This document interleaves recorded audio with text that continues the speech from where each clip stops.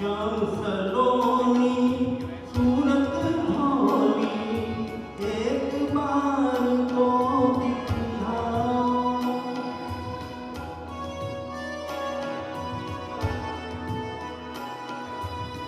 श्याम सलोनी सूरत धोली एक बार तो दिखलाओ। बढ़ता जाए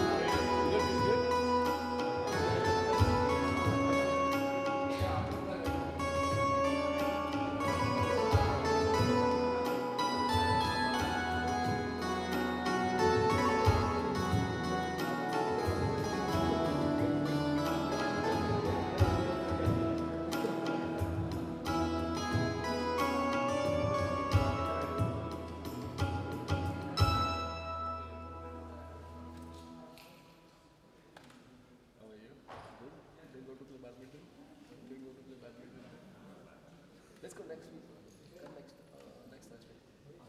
No. Side you. Oh, is it? 1 week. Oh, yeah, 1 week. Oh. How long have you been doing that?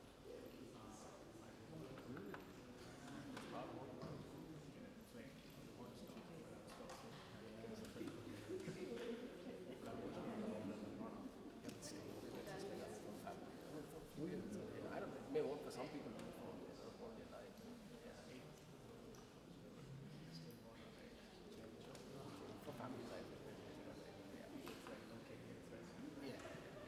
Maybe after your kids, it'll be harder if you change it. Yeah.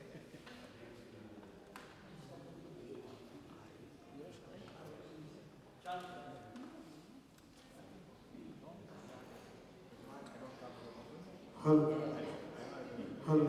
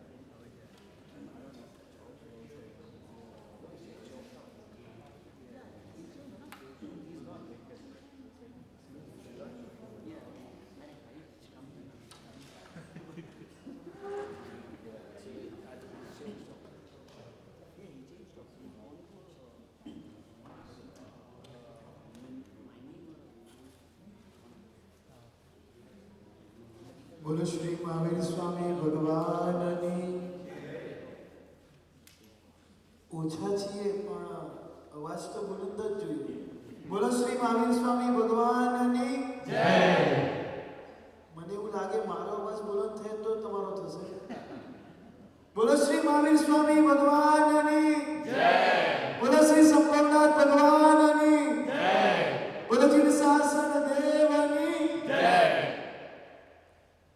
Paryushan પર્વનો છઠ્ઠો દિવસ. શાતામાં છે બધા નથી લાગતા, સંભળાવ્યું નહીં મને. ત્યાં હું શાતામાં નથી, કાતામાં નથી. ફરી એકવાર શાતામાં છે બધા. આરાધના કેવી ચાલે છે? સરસ. આજની ભક્તિ તરફ આગળ વધીએ. પ્રભુ વીર અને એમના જીવન ચરિત્ર, ઉપસર્ગ વગેરેનું જે વર્ણન આવ્યું, અને એ વર્ણનમાં એક જ માત્ર વાત, સમતા સમતા અને સમતા. પ્રભુવીરના એ સમતા ગુણને આપણે કેળવીએ અને સમતા ગુણને પ્રાપ્ત કઈ રીતે કરવો, કઈ રીતે સમાધાન થાય, કઈ રીતે જીવનની પ્રત્યેક સિચ્યુએશનની અંદર સમાધાન રાખી શકીએ, એની અંદર આગળ વધતા પહેલા પ્રભુના આશીષ મેળવવા રૂપે પ્રભુની ભક્તિ કરીએ અને પ્રભુને પ્રાર્થના કરીએ કે પ્રભુ આપના જેવી સમાધિ અમને પણ આપો.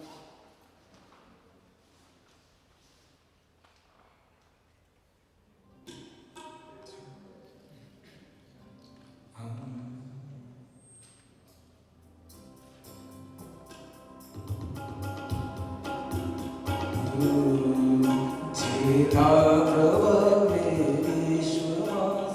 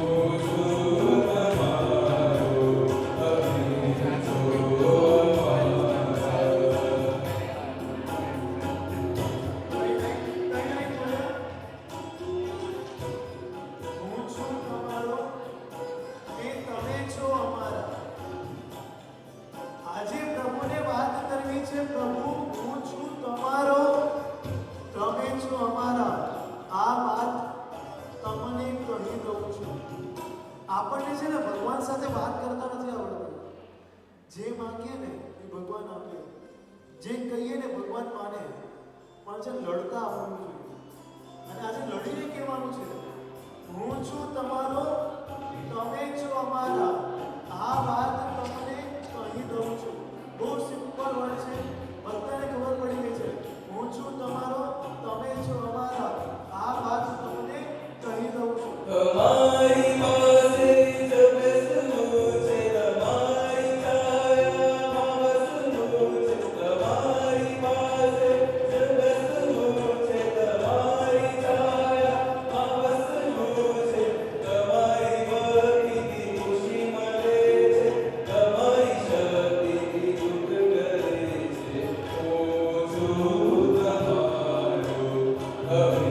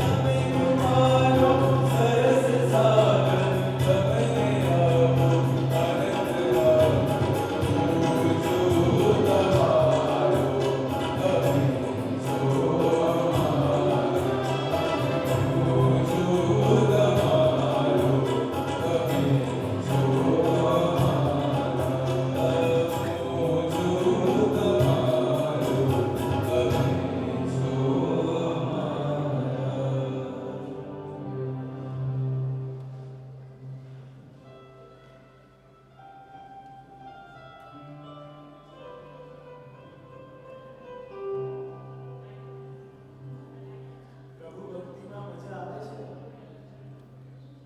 મને નથી લાગતું તમને મજા આવે. એનું કારણ કહું છું. તમારા ઘરે આવીએ ને, કદાચ અમે એક રોટલી ઓછી લીધી હોય ને, તમે અમને સવાલ પૂછો, જમવાનું ભાવ્યું નથી લાગતું. સવાલ એવો પૂછો, હવે તમે એક વાક્ય ઓછું બોલો તો હું તમને એમ જ કહું છું કે તમને મજા આવી નથી લાગતી. જો મજા આવી હોય ને, તો ભાઈઓ બધા જગ્યા પર ઊભા થઈ જશે. અને જેની શક્તિ છે એ આગળ આવીને નૃત્ય ભક્તિ કરશે. અને જેમની અનુકૂળતા ઓછી હોય એ જગ્યા પર રહીને તાળીના તાલ સાથે, જો એકદમ સિમ્પલ સ્ટેપ શીખવાનું, આટલું તો બધા જ કરી શકે. આટલું તો બધા જ કરી શકે. કૂદવાની કોઈ જરૂર નથી. એક સ્ટેપ તમને શીખવાડી દીધો અને જેને નાચવું હોય એ આગળ આવી જાય. અને બહેનોએ જગ્યા પર બેસીને તાળીના તાળ સાથે ગીતોની રમઝટ નચાવવાની છે.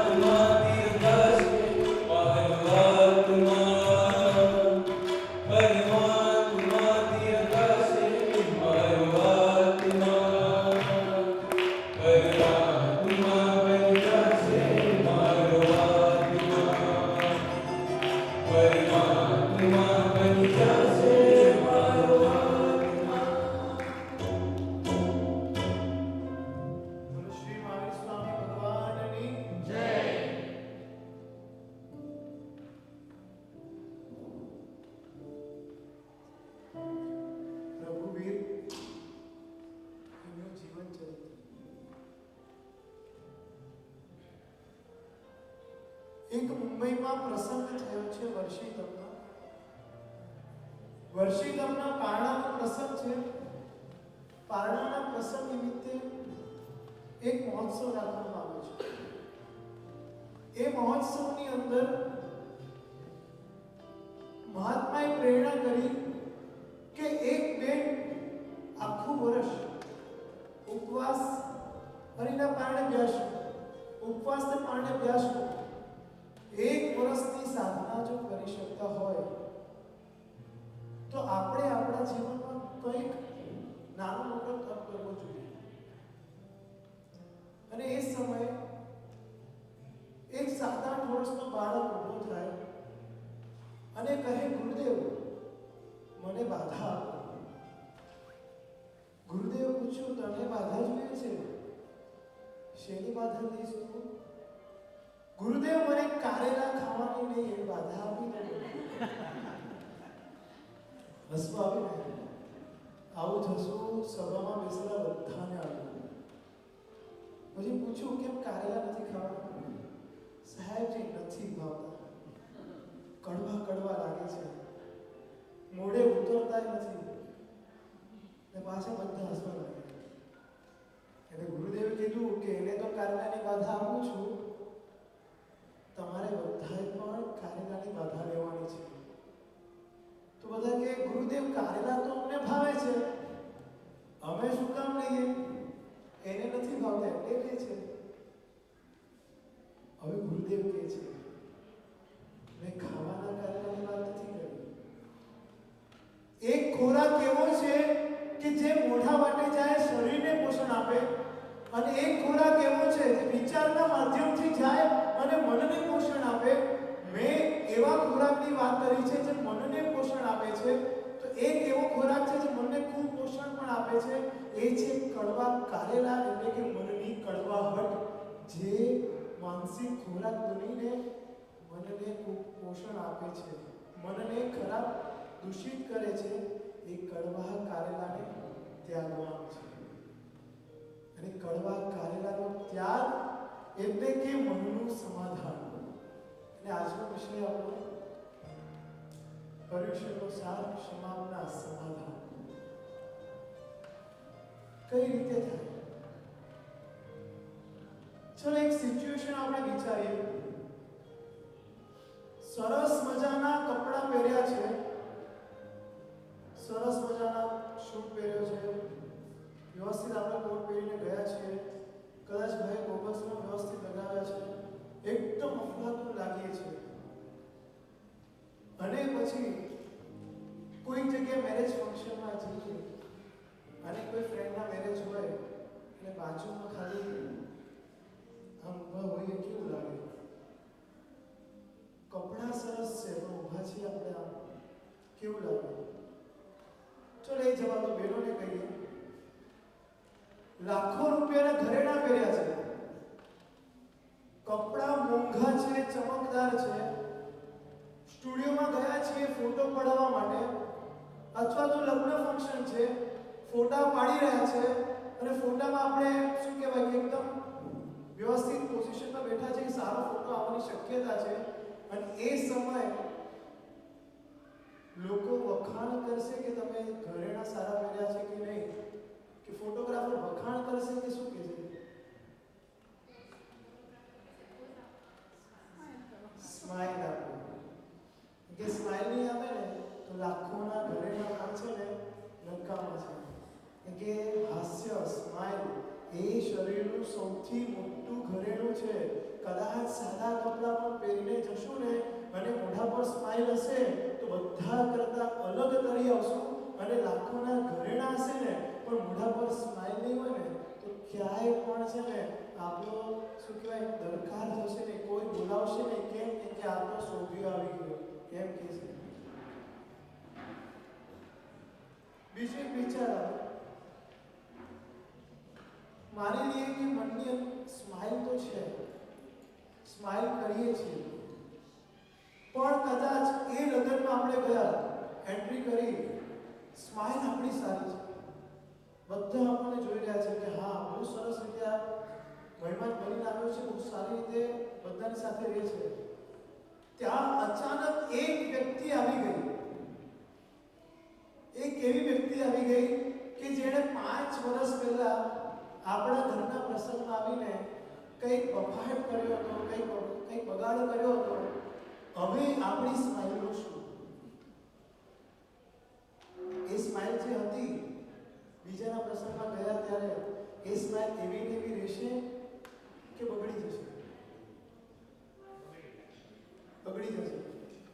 એટલે કે માત્ર મોઢું હસતું રાખવું એટલે કે મનની કડવાશ નીકળી ગઈ એવું નહીં, પણ કદાચ કોઈ વ્યક્તિ, કોઈ વસ્તુ કે કોઈ પદાર્થ આપણી સામે આવે અને મનની અંદર સેજ પણ દુઃખ ઊભું થઈ જાય અને મોઢા પરની રેખા એટલે કે આપણું સ્માઇલ એ ગુસ્સામાં પરિવર્તિત થઈ જાય કે ચિંતામાં પરિવર્તિત થઈ જાય, એટલે સમજવું કે આપણા મનની અંદર એક કાગેલું ઘૂસી ગયું છે, એક કડવો લીમડો ઘૂસી ગયો છે, કે એક દરિયાનું પાણી ઘૂસી ગયું છે જે આખા આપણા જીવનને કડવાહટથી ભરી દે છે. અને એ જ વાત ભગવંતે કહી છે કે કારેલાનો ત્યાગ કરવો. ભગવાન મહાવીરે ગૌતમ સ્વામીને કીધું, એક સવાલ પૂછ્યો કે ભગવાન સમાધિ શેમાં? ત્યારે ગૌતમ સ્વામી ને ભગવાન કહી રહ્યા છે, હે ગોયમ સમાધાનમ હે સમાધિ, કે જ્યાં સમાધાન છે ત્યાં સમાધિ છે. એટલે આ સમાધાનનો સ્વીકાર એટલે કારેલાનો ત્યાગ, એ કડવાહટનો ત્યાગ. એકવાર બને છે ગુરુ અને શિષ્ય એ બંનેને આમંત્રણ મળે છે જમવા માટે. જમવા માટે જાય છે અને એક ભક્તોએ બહુ વાનગીઓ બનાવી, 4 જાતના ફરસાણ, 4 મીઠાઈ, વિવિધ શાક, બધું જ બનાવ્યું. પણ ગુરુએ કીધું આ કશું જ મને જોઈતું નથી, મને ખાલી રોટલી અને એક શાક આપી દે એટલે મારું કામ પત્યું. જમી લીધું, નીકળ. રસ્તામાં એક સામે કોઈ દુર્જન વ્યક્તિ હશે જે સંતનો વિરોધી હશે. એ દુર્જન વ્યક્તિએ 10 ગાળો ભરીને દીધી કે તમે આમાં છો, તમે તેવા છો, તમને બુદ્ધિ નથી, તમે કંઈક કક્કલ જેવું નથી, તમે શિષ્યને સાચવતા નથી આવડતું, તમારામાં કંઈ લેવાનું નથી, તમે ગુરુ કહેવાને લાયક નથી. જાતની ગાળો આપી અને પછી ચાલ્યો ગયો. ગુરુદેવ એવા ને એવા સ્માઇલી ફેસ. શિષ્યએ કીધું, ગુરુદેવ તમે પેલાને જવાબ કેમ ના આપો? તમારે જવાબ આપવો જોઈએ, તમે કેટલા મોટા ગુરુ છો, તમે જવાબ આપી શકતા નથી. ત્યાં ગુરુદેવ કે તને ખ્યાલ છે આપણે અડધો કલાક પહેલા ક્યાં ગયા હતા? તો કે જમવા. આપણો ભગત હતો મોટો, એણે કેટલી વાનગી બનાવી? તો ઘણી વાનગી હતી, 20 વાનગી હતી. મેં કેટલી ખાધી? 2 ખાધી. તો બાકીની 18 ક્યાં ગઈ? એની પાસે રહી ગઈ. તો બસ એક્ઝેક્ટલી એ જ છે. આ મને ગાળો દેવા આવ્યો, મારે એક કે નથી જોઈતી, બધી એની પાસે રહી ગઈ, મારે શું લેવા દેવા? હું લઉં જ નહીં કોઈ વસ્તુને તો મારા મનમાં કડવાહટ આવે ને. જો હું લઉં તો મને કડવાહટ થાય, હું લેતો જ નથી તો બધું એની પાસે છે. આવો જ એક દ્રષ્ટાંત આપણા શાસ્ત્રમાં પણ આવે છે. શાંતિનાથ ભગવાનનું સ્તવન, મારો ગુજરો દેવ, રચયિતાનું નામ શું? રામ વિજય. એ રામ વિજયજી મહારાજા ઉપાશ્રયમાં આવ્યા ને ખડખડાટ હસવા લાગ્યા. અરે મજા આવી ગઈ, બજારમાં જો તો ખરી કેવા ખેલ ચાલે છે, ખતરનાક ખેલ ચાલે છે બજારમાં, ખરેખર જોવા જેવી મજા આવશે. જાઓ તમે પણ જુઓ. શું થયું ગુરુદેવ? હસો જો કેવો ખેલ જોઈને આવ્યા? અરે જો ને બાર બધા રામને ગાળો આપે છે. ગુરુદેવ રામ તો આપે છે કે હું ક્યાં રામ છું? હું તો આત્મા છું. રામતા શરીરનું નામ છે. આ શરીરને ગાળો મળી રહી છે, આત્માને ક્યાં મળી રહી છે? આત્માએ છોડી લેવાનું છે. કેવું અધ્યાત્મ! કડવાહટ સેજ પણ મનને સ્પર્શે નહીં. આટલું દૂરની વાત છે. વર્તમાનમાં થયા મહાત્મા ગાંધી, એમનું પણ એક ગજબનો કિસ્સો બની ગયો. પ્રવચન આપી રહ્યા હતા અને ત્યારે કોઈએ લેટર પેડ પર કંઈક લખાણ મોકલાવ્યું અને લખાણ 2 પાનાનું લખાણ હતું અને લેટર મોકલાવ્યો. ગાંધીજીએ વાંચ્યો, જોયું તો બધી ગાળો લખેલી હતી, અપશબ્દો લખેલા હતા, એમના કાર્યોની ટિપ્પણી કરવામાં આવી હતી. બહુ ખરાબ ખરાબ એ કોઈને કહી પણ ન શકાય એવી ભાષા હતી. ગાંધીજીએ શું કર્યું?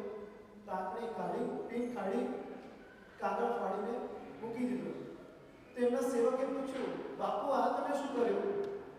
કાગળ નકામું હતું, ટાંકણી બીજી વાર કામ લાગશે એટલે કાગળ ફેંકી દીધું, ટાંકણી લઈ લીધી. એટલે જે કામ મને આવે એ મારે રાખવું છે, જે મારા કામનું નથી એ બધું ફેંકી દેવું છે. કદાચ કોઈ ગાળ આપે અને એ ગાળમાંથી મારો સુધાર થતો હોય એટલો ભાગ મારે રાખવો છે, અને જેટલી કડવાહટ છે એ બધી પાછી આપી દેવી છે. આ કડવાહટને પાછી આપી એ કાર્યક્રમ એ સમાધાન કે મારે કોઈને સ્પર્શના કરવી જ નથી. હવે સવાલ થાય કે કોઈ આપણને કહી જાય તો એક વાર છોડીએ, બે વાર છોડીએ, પણ વારે ઘડી કોઈ કહેતું હોય તો પછી એનું સમાધાન કઈ રીતે આવે? પછી એમાં સમાધાન કઈ રીતે ટકે? તો એનો જવાબ છે આપણે પણ વિચારીએ અને થોડી વાર ભક્તિમાં ડૂબીને આગળ જવા મળે.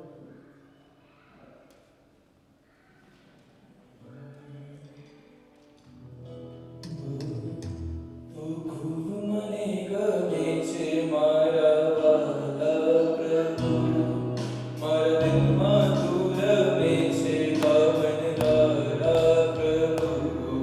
તું ખૂબ મને ગમે છે મારા વહાલા પ્રભુ, મારા દિલમાં તું રમે છે ભાવનવાળા પ્રભુ. ચોરી કારણો મન વેલું બન્યું, ચોરી કારણો મન વેલું બન્યું.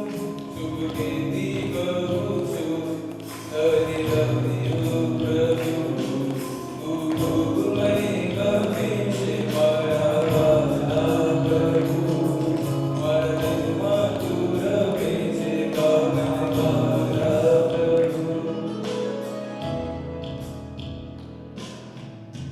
આપણને સવાલ થાય કે કોઈ આટલા બધા કડવા શબ્દો કહી જાય તે ભૂલાય કઈ રીતે?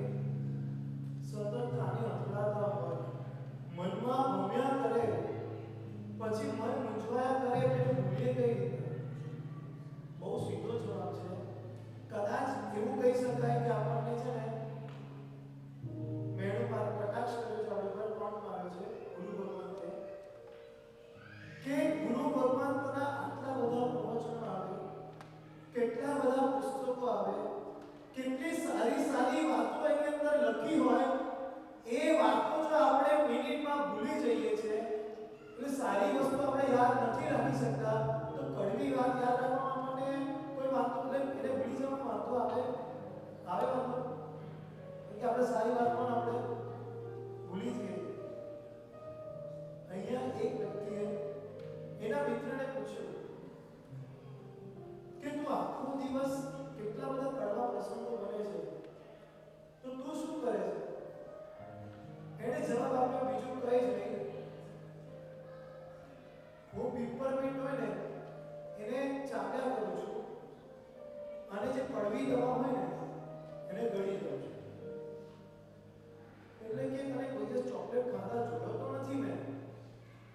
ત્યારે એનો જવાબ હતો, જે મારા જીવનમાં સારા પ્રસંગો બન્યા છે, એટલે કે આપણી ભાષામાં કહીએ તો પોઝિટિવ પ્રસંગો જે બન્યા છે એને કન્ટિન્યુઅસ ચાવ્યા કરું છું, એટલે કન્ટિન્યુઅસ યાદ કરું છું, અને જે ખરાબ પ્રસંગો બન્યા છે એને ગળી દઉં છું.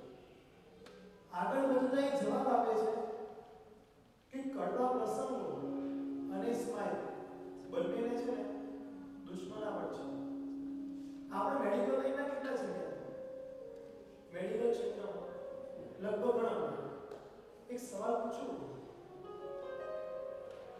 સુગર કોટેડ દવા આવે, બરાબર છે, પણ કોઈ સુગરની ઉપર દવા કોટેડ હોય, કડવી દવા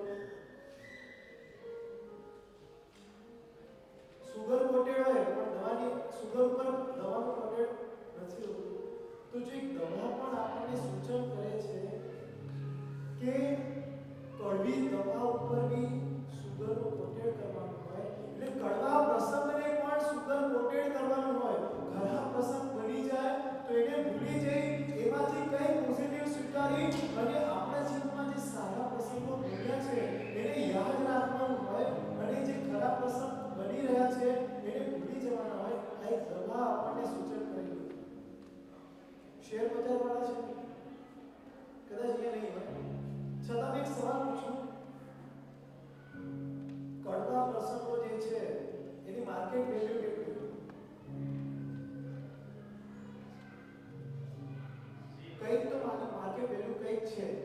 છે કઈ વેલ્યુ છે?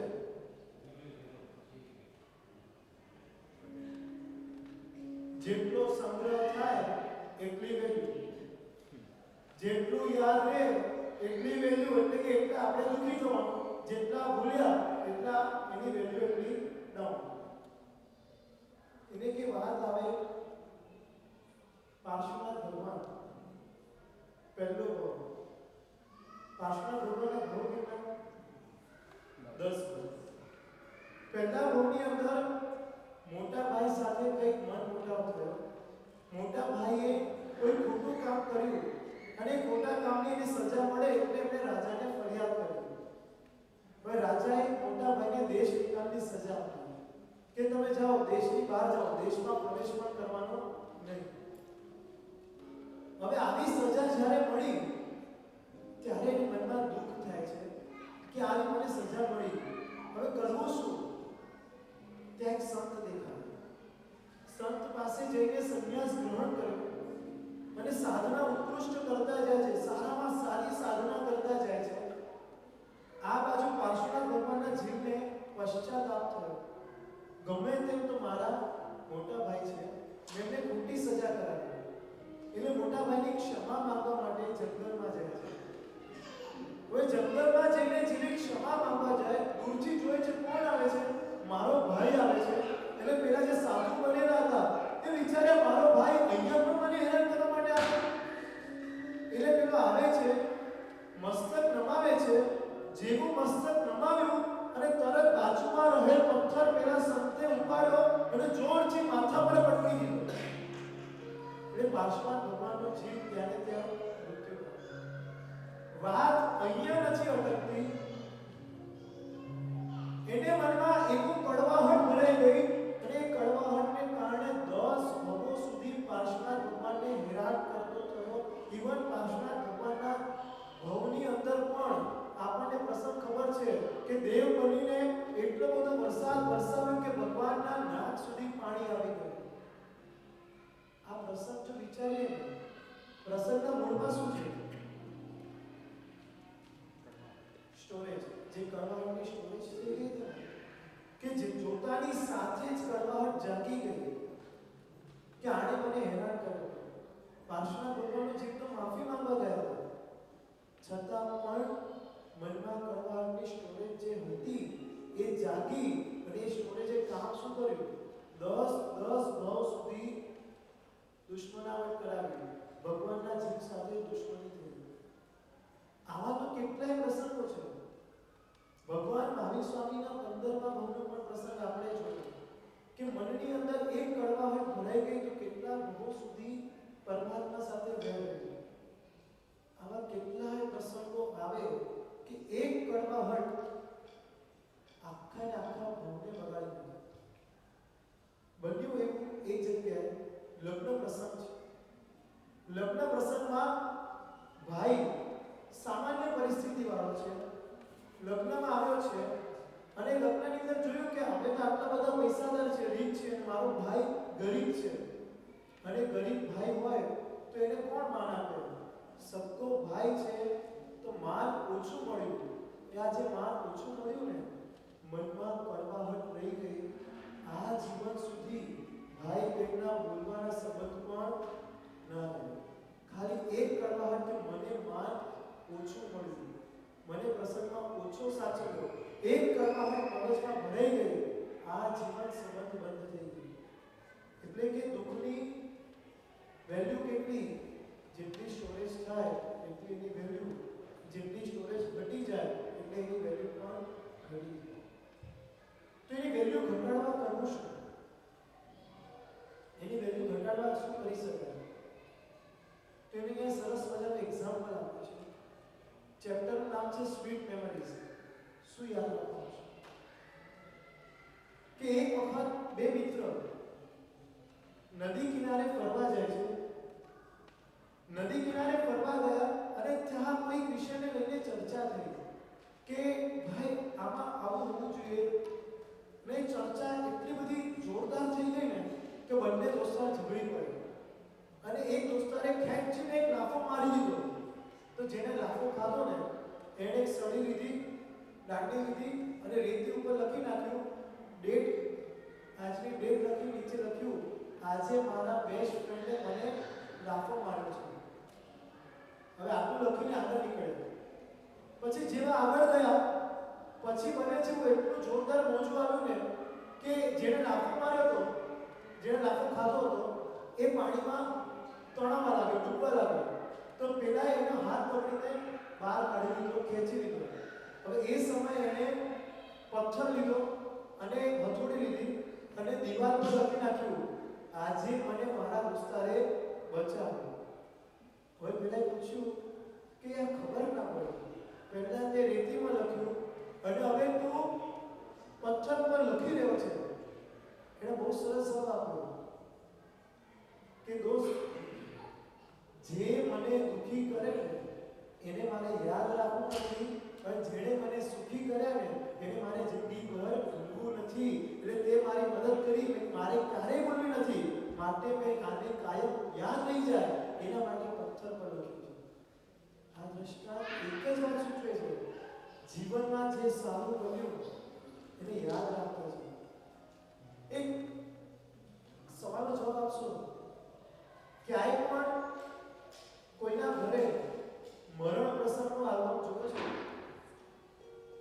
કોઈની ડેથ થઈ હોય તો એને બાળવામાં આવે એના ફોટા, પછી ઘરે બધા રોતા હોય એના ફોટા, છાતી કૂદતા હોય એના ફોટા, આવા કોઈ જોયા છે આપણે? આલ્બમ જોયા છે કે? ચાલ, લગ્ન પ્રસંગના કેટલા આલ્બમ જોયા છે? કેટલા લગ્ન પ્રસંગના આલ્બમ જોયા છે? ઘણા બધા. પછી એફબી પર બર્થડે પાર્ટીના કેટલા જોયા છે? મારા ભાઈઓ બહેનો કેટલા જોયા છે? એફબી પર ને ઇન્સ્ટા પર કોઈના દેખાય છે? મૃત્યુના ફોટા દેખાય? અગ્નિદાન આપેલા ફોટા દેખાય? નહીં દેખાય. કોઈ બીમાર થઈ ગયો તો હું બીમાર છું એવા ફોટા દેખાય? નહીં દેખાય. પણ સારા પ્રસંગ થાય એના ફોટા દેખાય. એટલે આપણો સોશિયલ મીડિયા આપણા આલ્બમ પણ એ જ કહે છે, જે સારું છે એને સ્ટોર કરવામાં આવે છે, જે ખરાબ છે એને ફેંકી દેવામાં આવે છે. તો શા માટે મારે ખરાબને યાદ રાખવું છે? હવે ખરાબને યાદ રાખવું ન હોય અને સારી વસ્તુને યાદ કાયમ રાખવું હોય તો શું કરી શકાય? કેવી વિચારણા કરી શકાય? એ વિચારણા જોઈએ એક નાનકડા ભક્તિ ગીત.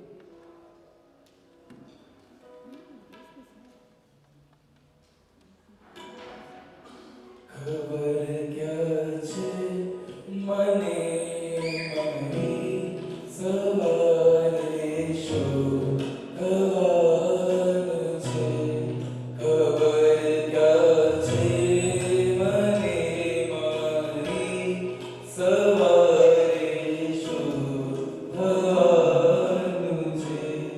ભરોસો ના આવે મારો, ભરોસો ના હવે મારો, હવે ક્યારે જવાનું છે. ખબર ક્યાં છે મને મારી સવારે શું થવાનું છે. સવાલ પૂછો. 56 લેંગ્વેજમાં રિલીઝ થઈ ચૂકેલું 70 લાખથી વધારે કોપી વેચાઈ હોય એવું પુસ્તક કયું? ના,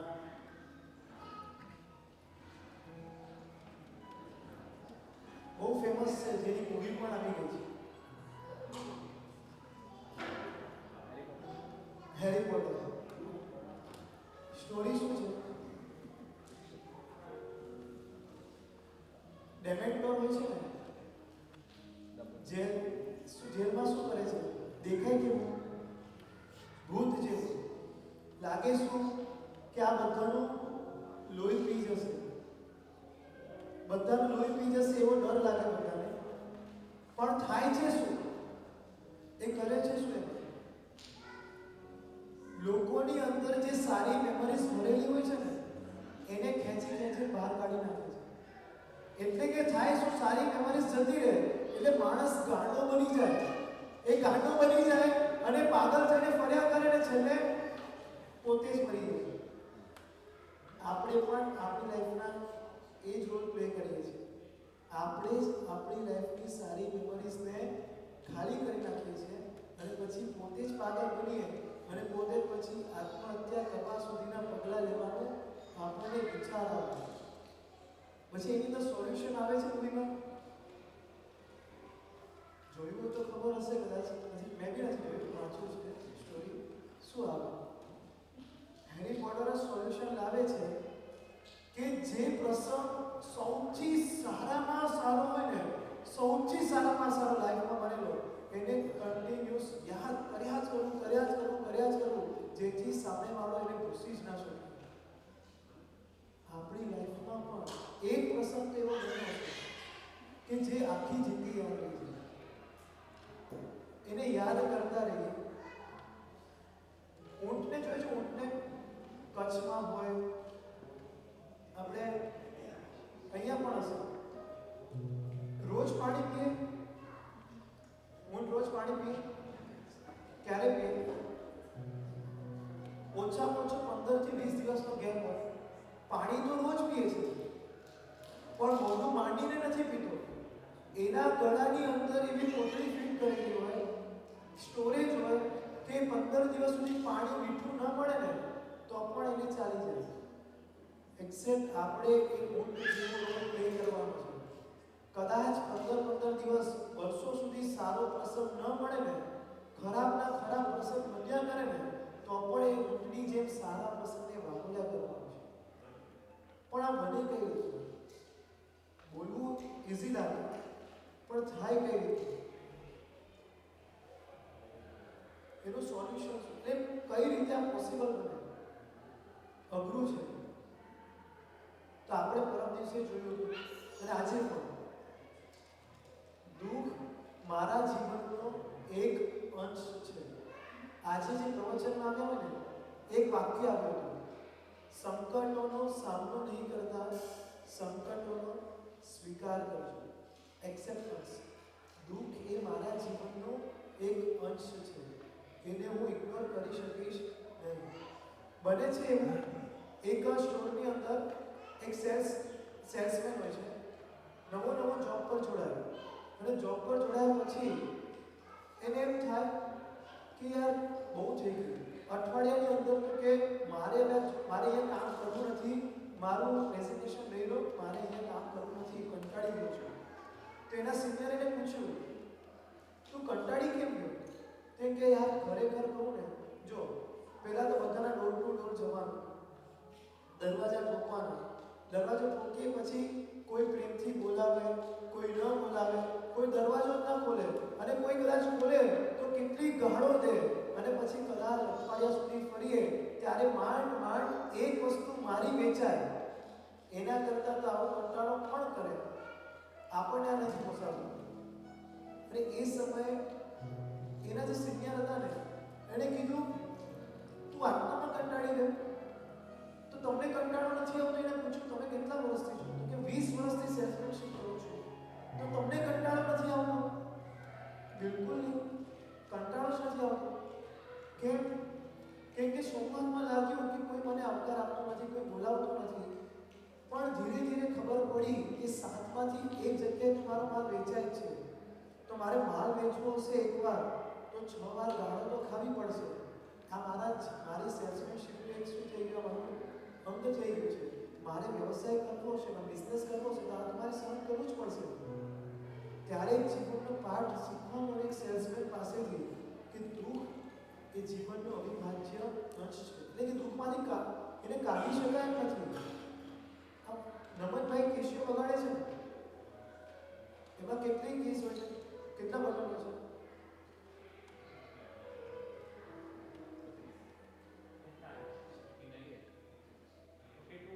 ચલો આંકડો છોડી દઈએ આપણે. કેટલા પ્રકાર હોય છે? 2 જ પ્રકાર, વ્હાઇટ એન્ડ બ્લેક. બ્લેક છે દુઃખના દિવસો છે, વ્હાઇટ છે સુખના દિવસો છે. એટલું વ્હાઇટ વગાડશું ને તો પણ સંગીત નહીં વાગે, એટલું બ્લેક વગાડશું ને તો તો પણ સંગીત નહીં લાગે. બંને ઇક્વલી જ્યારે પ્લે થશે ત્યારે મીઠું સંગીત બનશે. એ બસ એક્ઝેક્ટલી જ્યારે સુખની સાથે દુઃખ ભળેલું હશે ત્યારે જ એક મીઠું સંગીત આ સંસારમાં રહેવાથી લાગશે. પણ એ ક્યારે સ્વીકાર હશે તો કે આ દુઃખ મારો અંશ જ છે, સહજતાથી હસતા મોઢે સ્વીકાર હશે તો એ આપણને આનંદ પમાડનારું બનશે. અને બીજું એક પ્રસંગ ફરી રિપીટ કરીશ. અર્જુન અને શ્રી કૃષ્ણ વારે ઘણી પ્રસંગ રિપીટ થાય છે પણ ફરી છતાં પણ બહુ મજાનો પ્રસંગ છે. શ્રી કૃષ્ણએ અર્જુને શ્રી કૃષ્ણને પૂછ્યું કે બંધુ મને એવું કોઈ સ્લોગન આપને કે જે મને દુઃખ ના પમાડે, કે જે મને સુખની સિચ્યુએશનમાં મને અભિમાની ન બનાવે અને દુઃખની સિચ્યુએશનમાં મને દુઃખી ના કરી નાખે, સુખ્યો રાખે, મને હેપીનેસ આપે. એવું કંઈક સ્લોગન આપને. ત્યારે કહે છે એક સ્લોગન લખી રાખજો, ઇદમ અપી ગમિષ્યતિ. આ પણ એક દિવસ જતું રહેશે. દુઃખ આવે તો બસ આ જ વાક્ય વિચારજે, ઇદમ અપી ગમિષ્યતિ. આ પણ એક દિવસ જતું રહેવાનું છે. સુખ આવે તો એમ વિચારજે, ઇદમ અપી ગમિષ્યતિ. આ પણ એક દિવસ જતું રહેવાનું છે. નથી સુખ રહેવાનું, નથી દુઃખ રહેવાનું. સૂર્ય આવે આકાશમાં, આજે જે આવ્યો સાંજે જતો રહેવાનો. આવે પૂનમના જે ચંદ્ર આવ્યો છે એ ચંદ્ર અમાસના નથી રહેવાનો. આખું આકાશ ખાલી થઈ જવાનું છે. એટલે આ સંસાર આખું સુખ અને દુઃખથી મિશ્રિત છે. તો જ્યારે આ વસ્તુ રિયલમાં છે એટલે ચેન્જ કરી શકાય એમ નથી, તો પછી સરળ અને ઇઝી વે કયો છે?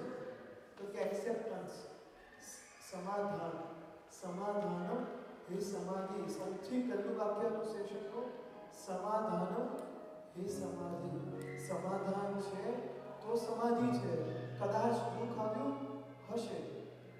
એક મૂવીની અંદર બહુ સરસ ડાયલોગ છે, મારું ધાર્યું થાય એનો સારા છે. મારું ધાર્યું થાય તો સારું, મારું ધાર્યું થાય તો સારું, મને આનંદ મળશે. ને મારું ધાર્યું ન થાય તો વધુ સારું, મને ડબલ જોરથી કામ કરવાની પ્રેરણા મળશે. એક વિચાર કરીએ, એક રમૂજથી વિચાર્યું હોય કે અહીંયા સંજમનનું આયોજન કરવામાં આવ્યું છે પારણા પાછળના દિવસે.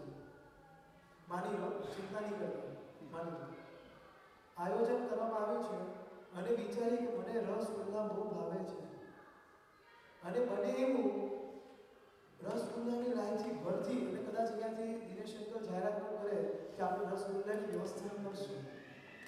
બધી જાહેરાત થઈ જાય. પારણાના દિવસે સંવત્સરના પ્રતિકોણ પછી રસગુલ્લા રસગુલ્લા રસગુલ્લા દેખાતા હોય, રસગુલ્લા ખાવાના છે. અને બને સવારના ઘરેથી નીકળ્યા, જલ્દી ઘરના તમારે જલ્દી કરો, રસગુલ્લા પતી જશે, જલ્દી કરો ને યાર, સમજતા નથી તમે, ટાઈમની વેલ્યુ નથી, રસગુલ્લા પતી જશે. એટલે બધા ગાડીમાં બેસે. મારુતિ ગાડીએ અહીંયા આવે અને અહીંયા આવ્યા પછી ખબર પડે રસગુલ્લા તો છે નહીં, રસગુલ્લા છોડો, એક કે મીઠાઈ જ નથી. કેવું થાય? હવે અહીંયા સમાધાન છે. મારું ધાર્યું છે તો સારું, મને મળશે. ધારું ન થયું તો વધુ સારું. કદાચ ખાઈ લીધું હોત, ડાયાબિટીસના પેશન્ટ છે, વધારે ખવાઈ ગયું હોત તો હોસ્પિટલ ભેગા થવું પડે. કદાચ ડાયાબિટીસના પેશન્ટ નથી પણ અઠ્ઠાઈ કરી છે, વધારે ખવાઈ જાય તો પેટમાં ગડબડ થઈ જાય. ચલો 28 બી નથી કરી, વધારે ખવાઈ ગયું અને કદાચ મીઠાઈને કારણે ટોન્સિલ્સમાં પ્રોબ્લેમ થઈ ગયો તો પાછું ડૉક્ટર પાસે જવું પડે અને બીજો ખર્ચો વધી જાય. રસગુલ્લા કરતાં દવાના ખર્ચો વધી જાય. સારું જ નથી.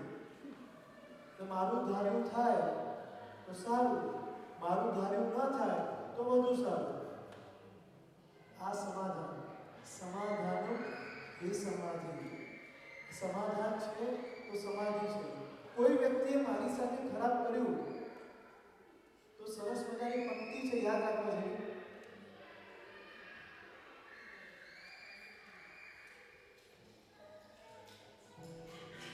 જેઓ કરે નુકસાન મને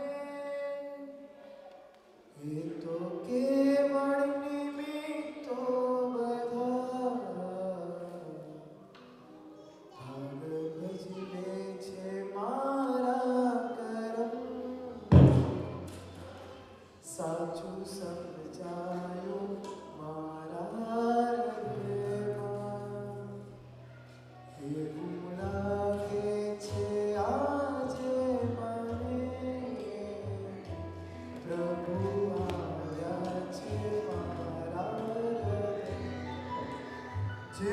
પરેશાન કરે મને એ તો કેવળ નિમિત્તો બધા ભાગ ભજવે છે મારા કર્મ સાચું સમજાયું મારા હૃદયમાં મારા કર્મો કઠિન હતા એટલે આવ્યું છે કર્મ જતા રહેશે બધું સારું થઈ જશે આ છે સમાધાન સમાધાનમ એ સમાધિ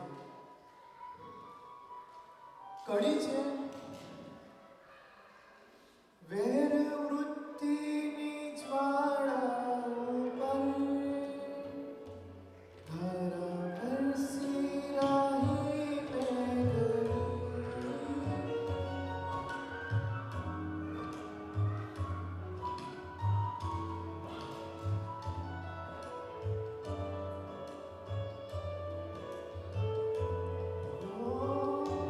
મેઘડી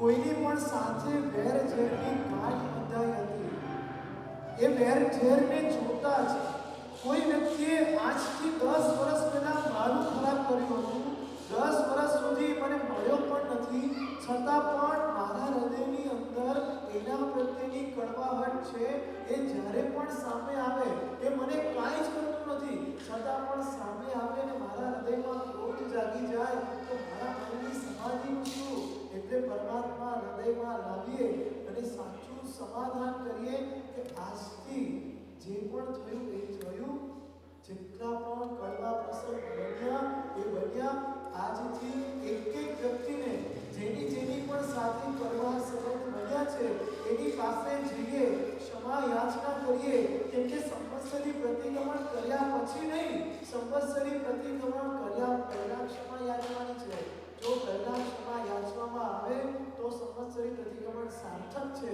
માટે એક એક લિસ્ટ બનાવીએ યાદ કરીએ ઝીણા પ્રસંગો યાદ કરીએ જ્યાં પણ કડવાહટ થઈ હોય ત્યાં વિક્ષામી દુઃખડા માંગીએ સમાધાન કરીએ અને બસ એ સમાધાનથી આપણા હૃદયની બધી જ કડવાહટને કાઢી નાખીએ આ કડવાહટ જશે મીઠાશ આવશે અને તેથી સમાધાન જીવનમાં શક્ય બનશે ફરી પાછું એ વાક્ય સમાધાન એ સમાધિ જ્યાં સમાધાન છે ત્યાં સમાધિ છે જ્યાં સમાધાન નથી ત્યાં સમાધિ નથી સમાધાનમ એ સમાધિ આજે કયા વાક્ય જોયા સમાધિ માટે સમાધાનમ એ સમાધિ ઇદમ અપી ગમિષ્યતિ એટલે આ પણ એક દિવસ જતું રહેશે સમાધાન એ જ સમાધિ છે આ પણ એક દિવસ જતું રહેશે મારું ધાર્યું થાય તો સારું મારું ધાર્યું ન થાય તો વધુ સારું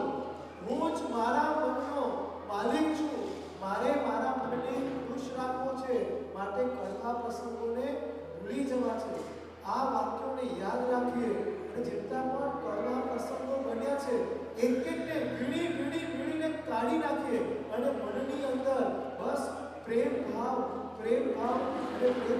રાખીએ જેથી આપણા હૃદયમાં સાચી ક્ષમાપના થાય કડવાહટ દૂર થાય અને આપણું સંવત્સરી પ્રતિક્રમણ ખરા અર્થમાં સાર્થક બને અને આપણું પર્યુષણ ખરેખર સુગંધમય બને એ જ અભ્યર્થના સહ જીનાના વિરુદ્ધ કંઈ પણ બોલાયું હોય તો મિચ્છામિ દુક્કડમ પગતિએ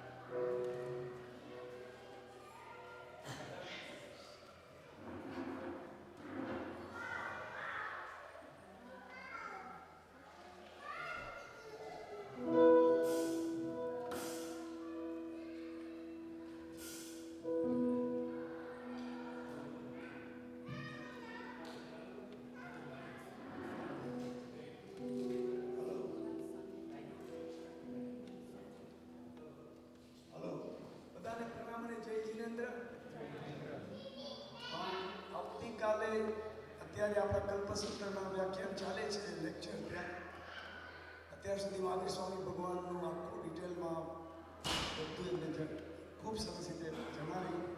આવતીકાલે પાર્શ્વનાથ ભગવાન, નેમિનાથ ભગવાન, ઋષભદેવ ભગવાન અને સામાચારી અને આપણી જે મહાવીર સ્વામી ભગવાનનું અત્યાર સુધી આપણી જે 2600 વર્ષથી ભગવાનનું શાસન આવ્યું એ અને દરેક ભગવાન વચ્ચે કેટલા અંતરા હતા એક ભગવાનથી બીજા ભગવાન વચ્ચે. સમજો કે નમીનાથ ભગવાનનું શાસન 4,99,000 વર્ષ ચાલ્યું. એના પછી નેમિનાથ ભગવાન આવ્યા તો નેમિનાથ ભગવાનનું શાસન કંઈક 99,000 વર્ષ ચાલ્યું. અને એના પછી પાર્શ્વનાથ ભગવાન આવ્યો, 250 વર્ષ ચાલ્યું. પછી મહાવીર સ્વામી ભગવાન આવ્યા જેનું શાસન અત્યારે 2600 વર્ષ જેવા થયા, પણ ટોટલ 21,000 વર્ષ ચાલશે. આખું ડિટેલ ઋષભદેવ ભગવાન એ તો બહુ ડિટેલ, આખું ડિટેલમાં આવતીકાલે થશે. અને સાંજના પ્રતિગમન 6 વાગે છે. અને આવતીકાલે ખાસ આપણા આ વખતે પર્થમાં રેકોર્ડ 28 થઈ છે. એટલે આવતીકાલે તપસ્વીઓનું બહુમાન અને ઋષભદેવ ભગવાનની આખી કથા, તપનું મહત્વ એના ઉપર ખાસ છે. બધાને ખાસ કહ્યું કે આપણે તપ ન કરી શકીએ તો એટલી તપસ્વીનું બહુમાનમાં તો આપણે હાજરી આપવી જોઈએ. બધા ખાસ પધારજો. ઘણા મને જય છે. હે પ્રભુ, હું એક ભિખારી છું. જગતમાં સુખ મેળવવા માટે જ્યાં ત્યાં ભીખ માંગતો રહું છું. પ્રભુ, કદાચ મને જે જોઈએ છે ને એનું લિસ્ટ ઘણું લાંબુ છે. ઘણો વિચાર કરું ત્યારે સમજાયું આ આખું લિસ્ટ જે છે ને મને દુઃખ આપનારું છે. ક્યાંય સુખ નથી. તો પ્રભુ, આવા સુખની મને શું જરૂર? આવા સુખને લઈને હું શું કરું? મને તો એવું સુખ જોઈએ જે ટેમ્પરરી પરમનન્ટ હોય. એવું સુખ જોઈએ કે જેમાં દુઃખ હોય જ નહીં. એવું સુખ જોઈએ જે કોઈના પર ડિપેન્ડ ના કરતું હોય. અને એવું સુખ તો પ્રભુ તારી પાસે છે. એવા સુખનો સ્વામી તો પ્રભુ તું છે. એવા સુખના સ્થાનમાં તો પ્રભુ તું જઈને બેઠો છે. તો આજે બધી ભીખને મારે, બધા વરદાનને મારે ભૂલી જવા છે. અને એક જ વરદાન મારે માંગવું છે કે તું જ્યાં વસે છે ને ત્યાં મને સ્થાન આપી દે. એક નાનકડા ખૂણામાં જગ્યા આપી દે, બસ મારું કામ થઈ જાય. તું મને ભગવાન એક વરદાન આપી દે. હું જીવું છું એ જગતમાં જાનથી જીવન, જિંદગીનું નામ છે બસ ભોજને બંધન. આખરી અવતારનું મંડાણ બાંધી દે, જ્યાં વસે છે તું મને ત્યાં